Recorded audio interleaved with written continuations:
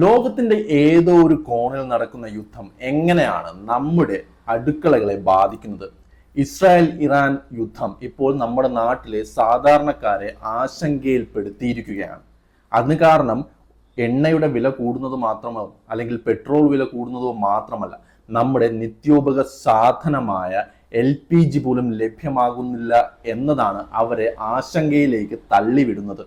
എങ്ങനെയാണ് ജിയോ പൊളിറ്റിക്സ് നമ്മുടെ അടുക്കളയിൽ വരെ കയറുന്നതെന്ന് നമുക്ക് പരിശോധിക്കാം. യുദ്ധം തുടങ്ങിയാൽ ഗ്യാസ് കിട്ടാതാകുമോ, വില കുതിച്ചു വരുമോ? ഈ പേടി ഇന്ത്യയിലെ വിപണികളിൽ പ്രതിഫലിച്ചു തുടങ്ങിക്കഴിഞ്ഞു.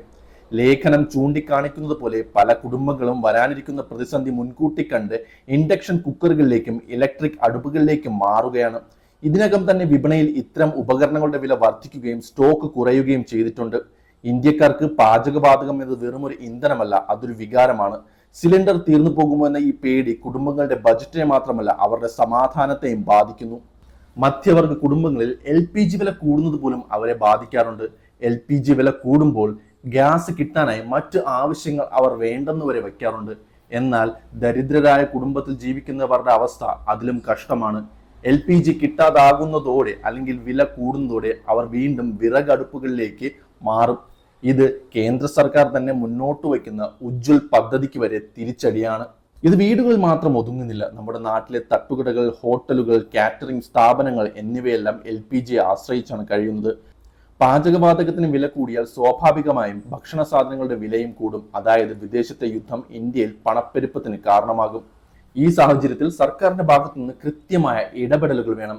ഗ്യാസ് സിലിണ്ടർ കൊണ്ടു കൊടുക്കുന്നത് മാത്രമല്ല, സർക്കാർ ജനങ്ങളുമായി ആശയവിനിമയത്തിൽ ഏർപ്പെടുകയും വേണം.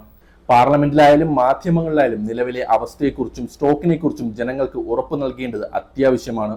നിശബ്ദത പലപ്പോഴും ആഭ്യൂഹങ്ങൾക്കും പരിഭ്രാന്തിക്കും വഴിമാറും. ജനങ്ങളുടെ ആത്മവിശ്വാസം നിലനിർത്തുക എന്നത് ഭരണകൂടത്തിന്റെ ഉത്തരവാദിത്തമാണ്. ഈ പ്രതിസന്ധി ഇന്ത്യക്ക് ഒരു പാഠമാണ്. ഊർജം നമ്മൾ ഇപ്പോഴും ആശ്രയിക്കുന്നത് വിദേശ രാജ്യങ്ങളിൽ നിന്ന് മാത്രമാണ്. ക്രൂഡ് ഓയിൽ കരുതി വയ്ക്കുന്നത് പോലെ പാചകവാതകവും നമ്മൾ കരുതി വെക്കേണ്ട കാലം അതിക്രമിച്ചു എന്നൊരു പാഠമാണ് ഈ പ്രതിസന്ധിയിലൂടെ നമ്മുടെ രാജ്യത്ത് കിട്ടുന്നത്.